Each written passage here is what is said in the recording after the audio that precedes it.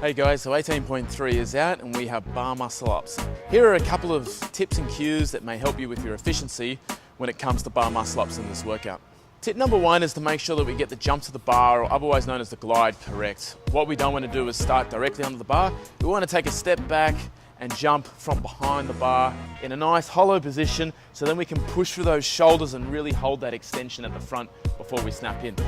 So when we're up on the bar, take a step back, not too far, take a little step back, and we want to jump just like we would in our toes to bar or butterfly pull-ups with a little hollow, feet slightly forward, but we're behind the bar. So we're going to jump up, hollow, and push. And what we're creating here is just this little bit of an angle or pressure away from the bar versus being directly under. Tip number two is to make sure that you drop before you pull.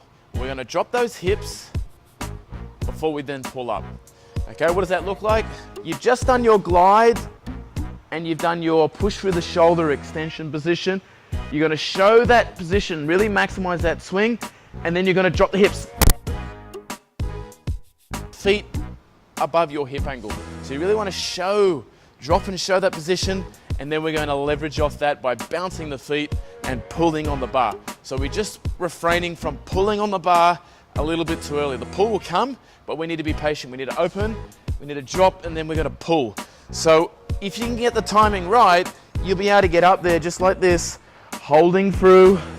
Okay, we're going to drop and then bounce and pull. What made that possible is that I had a good extension. I was able to drop nice and tight, get the feet up, and then bounce those feet and get my hip.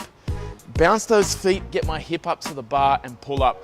All about timing and body tension. Make sure you're nice and tight.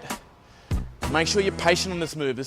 Number three is to make sure once you've dropped those hips that you're super fast and snapping back up to the bar. Snap and pull to the bar, nice and strong.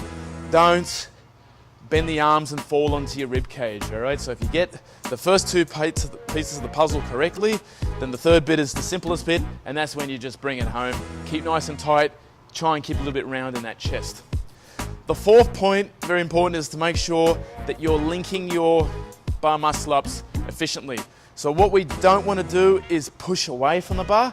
What we want to do is get your feet in front, angle yourself down, and then push away nice into the next bar muscle up. This way it just stops you from having too much swing. Too much swing is going to make you work harder to hang on the bar, so there's going to be a little bit more grip strength, and also it's going to throw your timing out. Your feet are going to come out too quick, and then that's going to take away from doing nice, efficient muscle ups, and you're going to be a bit slower. So, what does that look like? When you finished your first bar muscle up, you're going to angle those feet down and then push away. Angle them down, push away. Angle them down,